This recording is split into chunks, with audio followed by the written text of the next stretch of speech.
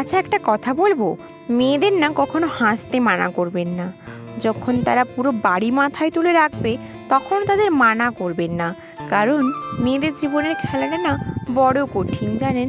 তাদের জীবনে এমন একটা সময় আসে যখন তারা হাসিতে দূরে থাক, কথা বলতেও ভুলে যায়। সময় বড় নিষ্ঠুর, তাদের অস্তিত্ব থেকে সুখটা নিঃশেষ করে দেয়, আর তখন ফিরিয়ে দেওয়ার নামও নেয় না। কেউ খুব সুন্দর একটা কথা বলেছেন যে তখনও হাসতে থাকো যখন জীবন তোমাকে মন খারাপ করার সুযোগ দেয়। জীবনটাও তো বুঝুক যে আমি হাঁপিয়ে উঠেছি, হেরে যাইনি। জানেন তো, জীবনে কিন্তু শেখার কোনো বয়স বা সময় থাকে না। জীবনে চলার পথে যে কোনো সময় যে কোনো কারো কাছ থেকে যে কোনো কিছু আমরা কিন্তু শিখে নিতে পারি। আর কারো কাছ থেকে কিছু শিখে নেওয়া মানে কিন্তু ছোট হয়ে যাওয়া নয়। আর যারা এই ধরনের ধারণা পোষণ করে রাখে তারা কিন্তু মনের মধ্যে দেখবেন একটা আত্ম অহংকার বোধ নিশ্চয়ই রয়েছে। নমস্কার আমার প্রিয় বন্ধুরা, শুভ সকাল। কেমন আছো তোমরা সবাই? আশা করছি যে যেখানে আছো সকলে ভালো আছো এবং সুস্থ আছো। মেদিনীপুরের এই ছোট্ট গ্রাম থেকে আমি মৌ, আমার চ্যানেল অভিনব ক্রিয়েশনে তোমাদের সকলকে জানাই আবারও একবার অনেক অনেক স্বাগত, অনেক অনেক ভালোবাসা। আর তোমাদের জন্য রয়েছে একটা সুন্দর ভিডিও, পুরো ভিডিওটা না স্কিপ করে সম্পূর্ণ দেখার অনুরোধ রইল তোমাদের কাছে। আজকে কিন্তু ভিডিওটা শুরু করেছি আমি সকালের সকল বাসি কাজকর্ম দিয়ে। দেখো, সকাল সকাল উঠে আমি ছড়া মাদুলি দিয়ে নিলাম, তারপর শঙ্করটা বাজিয়ে দিয়ে বাসি ঘরটা ঝাড় দিয়ে নিয়েছি, আর এখন লেপে নিচ্ছি ঘরটা। বন্ধুরা, তোমাদেরকে তো আমি বলেইছি জলে গোবর আর মাটি দিয়ে আমি ঘরটা লেপি। তো আজকে না একটু গোবরের থেকে মাটির ভাগটাই বেশি ছিল, কারণ এখন তো বৃষ্টি হচ্ছে বেশিরভাগ দিনই, তো গরুরাও ঘাস খাচ্ছে, তো গোবরটা একটু বেশিরভাগ গন্ধই করে। তো ফিনাইলটাও আমার ফুরিয়ে গেছে, তো ফিনাইলটাও দেওয়া হয় না, তার জন্য একটু গোবরের ভাগটা কমই দিয়েছিলাম। দেখো বন্ধুরা, দরটার লেপা আমার হয়ে গেছে। তারপরে এই যে চলে এসেছি দেখো উনুনটা লেপতে। উনুনটা লেপার আগে দেখো ছাইগুলোকে আমি বের করে নিলাম। এখন বেশিরভাগ খুঁটে দিয়ে রান্না করা হয়, তার জন্য খুব ভর্তি হয়ে যায় উনুনটা। আর রোজকার মানে ছাই রোজকারই কাটতে হয়, তার জন্য দেখো ছাইটা আমি বস্তাতে করে বের করে নিলাম। তারপর দেখো এই যে উনুনটা লেপতে শুরু করে দিয়েছি। উনুনের কোথাও কোথাও একটু ভেঙে টেঙে গেছিলো, সেগুলোকে দেখো মাটি দিয়ে ঠিক করে নিলাম। তারপরে উনুনটাকেও আমি লেপ দিয়ে নিলাম। উনুনের এই পাশটাতে তো ভাতটা রাখা হয়, তো এখানে ভাত পাড়া হয়, তো তরকারি টরকারি এখানে তো বুঝতেই পারছো, তো এখানটাতে সব পড়ে টড়ে যায়। তার জন্য এইখানটা দেখো এই দুয়ারটাকেও আমি ভালো করে লেপে নিলাম। যাই হোক বন্ধুরা, দেখুন আমার লাত্তা দেওয়া কিন্তু কমপ্লিট হয়ে গেছে। আর মা কালকে বাসি বাসনগুলোকে ধুয়ে দিয়েছিল, আর তার জন্য বাসি বাসনগুলো আজকে আমাকে ধুতে হলো না। আর দেখো আমি এখন সবার জন্য চা করে নিচ্ছি, সবাইকে চা দিয়ে দেবো। তারপরে আমি চানে যাব, তারপরে রয়েছে মন্দির ধোয়া, তারপরে টুকটাকি কাজ রয়েছে। বন্ধুরা, এখন আমি মন্দিরটা ধুয়ে পুছে নিচ্ছি। আর তোমাদেরকে একটা কথা দেখো, আমি যে এখানে দুপুরের দিকে ভয়েস ওভার দিতে একটু মাঠের দিকে চলে আসি, আর এখানে না প্রচণ্ড বাতাস হয় জানো তো। তো তার জন্য কী হয় বলো তো, আমার ভয়েস ওভারটা দিতে গেলেই বাতাসের শব্দ একটা চলেই আসে, তার জন্য আওয়াজটা না কেমন একটা ভাষা ভাষা শোনায়। তো তোমরা একটু প্লিজ ম্যানেজ করে নিও।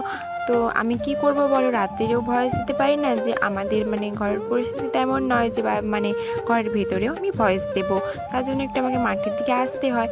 তো এই জন্যে বাতাসও বয়, তো আর কিছু করার যায় না, করার নেই আমার, তার জন্য মাঠের ঘাসে এসে আমাকে ভয়েসটা দিতে হয়। আর দেখো বন্ধুরা, তোমাদের সঙ্গে গল্প করতে করতে আমার কিন্তু মন্দিরটা ধোয়া পোছার কাজ হয়ে গেল।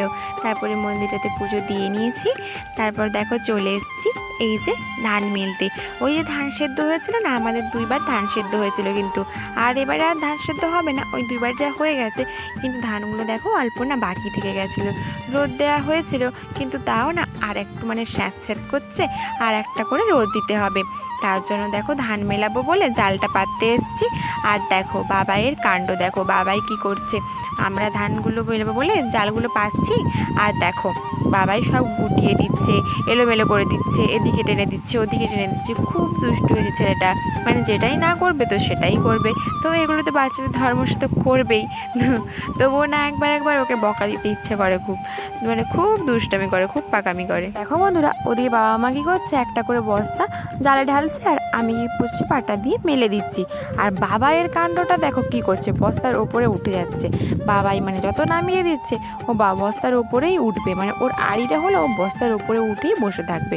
তো কিছুতেই না বস্তা আনতে দিচ্ছে না। যদিও বা দেখো বস্তাটা নিয়ে এলো ওকে ওখানে ছেড়ে দিয়ে, তাও দেখো এখানে যেই এনেছে তো এখানে এসে উঠে বসে পড়েছে। তো মানে এই করছে বাবাই, মানে এইসব কাণ্ড যে আমরা মানে কাজ করবো, ও কাজের ব্যাগটা দেবে এসে। তারপরে এই তো হচ্ছে, তো ঠাম্মা ওকে নিল, তো দাদু বস্তাগুলো ঢালছে আর আমি কী করছি ওখানে দেখো মেলে দিচ্ছি।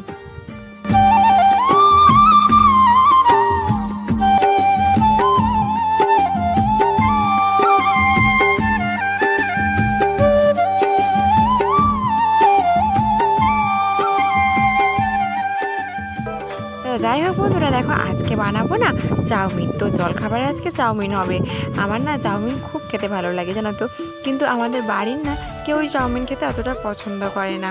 তো তার জন্য নিজের জন্য একার জন্য কখনো চাউমিন করা হয় না। তো মাঝে মাঝে করা হয়েছে, খুব অল্প বিস্তর করা হয়। তো বেশিরভাগই মানে মুড়ি খেয়ে নেওয়া হয়, কিন্তু চাউমিনটা মানে অল্প খাওয়া, তো যখন তখন হয়তো ইচ্ছে করলো খেলাম।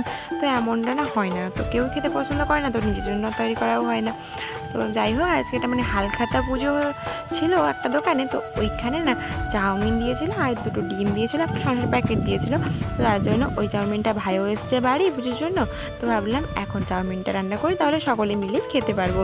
তো সবাই মিলে খাওয়ার একটা মজাটাই আলাদা, তাই না? দেখো বন্ধুরা, তোমাদের সঙ্গে কথা বলতে বলতে আমি সবজিটা কাটছি আর চাউমিনটা সেদ্ধ করতে বসিয়ে দিয়েছিলাম। দেখো চাউমিনটা সেদ্ধ হয়ে গেছে, তাই নামিয়ে নিলাম একটা মানে ঢাকাতে করে। তারপরে দেখো সবজিটা কাটবো। আর দেখো এই যে কারেন্টও না অনেকক্ষণ হলো চলে গেছে। তো কি বলতো, আমাদের ঘরটা না অন্ধকার মতো, তো কারেন্ট না থাকলে কেমন মানে ছবিটা তেমন একটা স্পষ্ট ওঠে না। তো প্লিজ তোমরা একটু ম্যানেজ করে নিও। আর দেখো বন্ধুরা, এদিকে না আমি সবজিটা ভাজতে বসিয়ে দিয়েছি ভাজা করতে।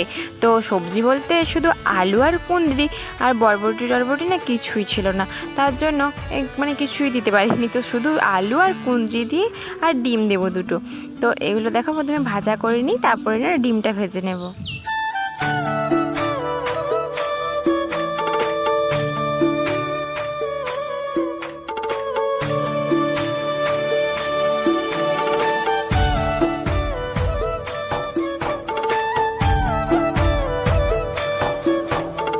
আর দেখো বন্ধুরা, এখন ভেজে দিচ্ছি ডিমটা। দুটো ডিম ফাটিয়ে নিয়েছি আর দিয়ে দিচ্ছি অল্প পরিমাণ লবণ আর হলুদ দিয়ে। দেখো একটা টমেটো কাটিয়ে দিয়ে দিয়েছি আর দিয়ে দিচ্ছি পেঁয়াজ কুচি। পেঁয়াজটা না একটু বেশি করেই দিয়েছিলাম। বন্ধুরা, তোমরা হয়তো ভাবে আমি এইটুকু করে কি ভাবছি। তো দেখো একটু অল্প ডিম আর অল্প একটু চাউমিন আর সবজি দিয়ে আমার ছেলের জন্য আগের থেকে তুলে রাখছি, কারণ এরপরে তো একটু ঝাল দেবো। তো ও তো ঝাল খেতে পারে না, তার জন্য ওদের জন্য দেখো একটু অল্প করে ভেজে রেখে দিচ্ছি। তো ওটাই ও খাবে, তো আমরা সকলে খাবো, ও কি খাবে না? ও যতটুকুই খাক না কেন, তো ওটাই দেবো, ওতেও বন্ধুরা। এরপরে না অল্প অল্প করে চাউমিনটাকে না আমি তেল দিয়ে ভেজে নেব। তো দেখো একটু না ভাজা ভাজা হলে চাউমিনটা ভালো লাগে না খেতে। তো দোকানের মতো নিশ্চয়ই করতে পারবো না, কিন্তু যতটা পারা যায় মানে না একটু ভাজা ভাজা করে দিলে এমনিতেই ওরা খেতে পছন্দ করে না। তো আমি তো যেমনই হোক খেয়ে নেবো, কিন্তু ওরা না মানে খাবে না, একটু না ভালো হলে খাবে না, তার জন্য একটু তেল দিয়ে একটু ভেজে নিচ্ছি।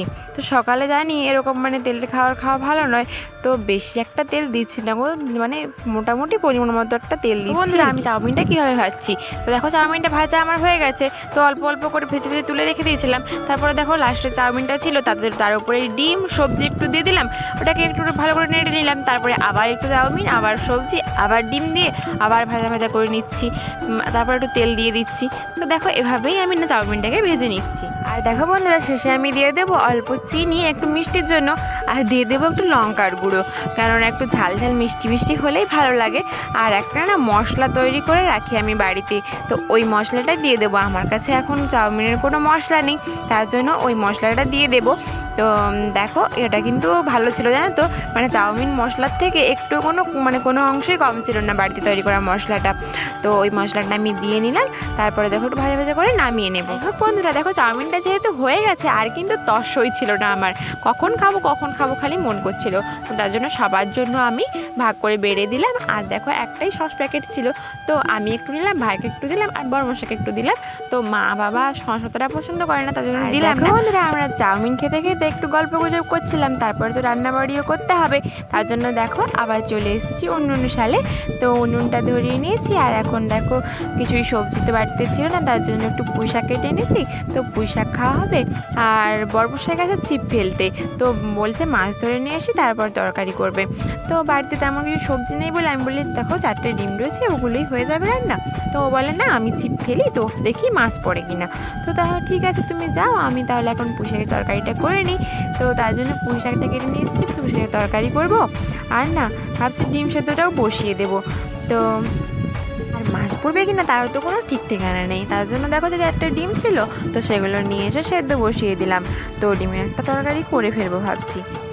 দেখো বন্ধুরা, আমি কিন্তু ডিম বসাবো না করে ডিমটা বসিয়ে দিয়েছি। আর এদিকে দেখো সেদ্ধও হয়ে গেছে। আর এদিকে বরমশাই চিৎকার করে উঠলো যে আমি না মাছ ধরে ফেলেছি। তারপরে দেখো এসে দেখি না সত্যি সত্যি মাছ ধরেছে। এই যে দেখো একটা রুই মাছটা কিন্তু বেশ বড় ছিল, একটা নয় দুটো ধরেছিল কিন্তু। মানে আমি দেখে গেছি, আবার দেখে আবার একটা ধরে ফেলেছে। তো মা মাছটা কেটে দিল। তো মাছেরও না একটা তরকারি করে দিলাম, ডিমের একটা কষা করেছিলাম আর পুঁই শাক করেছিলাম, আর মাছেরও আমি টক করে দিয়েছিলাম। দেখো বন্ধুরা, এখন আমি ভাজবো মাছটা। তো মাছটা ভাজছি, আর দেখো মাছের ডিমও রয়েছে, কিন্তু মাছের ডিমের বড়া করবো আজকে। তো মাছের ডিমের বড়াটা খেতে কিন্তু কার কার ভালো লাগে সেটা কিন্তু অবশ্যই কমেন্ট করে জানিয়ে। আমার কিন্তু খুব ভালো লাগে মাছের ডিমের বড়া খেতে।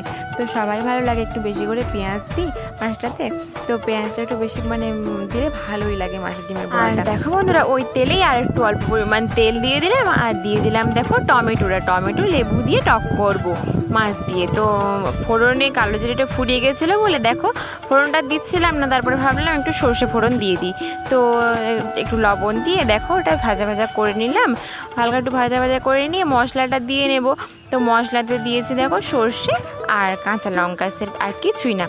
তো তারপরে ওটা একটু ভাজা করে নিয়ে মশলাটা তারপরে দিয়ে দিয়েছি অল্প পরিমাণে একটু লেবু। তো পরিমাণটা তো তোমরা বুঝে নিও, তো যে যার স্বাদ মতো পরিমাণ লাগে টকের পরিমাণটা। তারপরে জল দিয়ে দিয়েছিলাম, জলটা ফুটিয়ে এলেই মাছ দিয়ে আর একটু ফুটিয়ে নিয়ে নামিয়ে নেব, মানে এটা টকটা। বন্ধুরা এদিকে রান্না করছি, আর ওদিকে ভাই গেছিলো বাজারের দিকে, এনেছিল একটা স্প্রাইট। তো দেখো আমাকে স্প্রাইটটা দিতে গিয়ে ওরা একটু ঢং করে নিচ্ছিল। তো তারপরে খাওয়া দাওয়া করে আমরা একটু বিশ্রাম নিয়েছিলাম। আর বিশ্রাম কি নেবো, তারপরে একটু পরেই যা মেঘ উঠলো, বাপরে বাপ, ওই ধান গোছানো, তারপরে মানে সব জিনিসপত্র তোলা, ওই যে এইসব করতেই মানে কীরকম দেখো অন্ধকার হয়ে গেল, আর ঝড় তুলে দিয়েছিল। আর এদিকে ঘুঁটেগুলো ছিল শুকনো হয়ে গেছে, তো তার জন্য সেগুলো তো ভরে নিতে হবে, তার জন্য চট করে সেগুলো ভরে নিয়েছিলাম। আর ওদিকে মেঘলা ওয়েদার হয়ে যেন কেমন হয়ে গেছিলো, কালো হয়ে গেছিলো মেঘটা একেবারে, তোমাদেরকে দেখাবো। আর দেখো বন্ধুরা, এটা না আমাদের বাড়ির পিছন দিকটা। তো দেখো এখানে কি সুন্দর দৃশ্যটা লাগছিল, মনে হয় যেন এখানেই বসে থাকি আর এখানেই দেখি। আমাদের ওই পেছনটাতে রয়েছে একটা ফার্ম, আর তারপরেই শুধু মাঠ আর মাঠ রয়েছে। আর দৃশ্যটা দেখতেও কিন্তু দারুণ লাগছিল।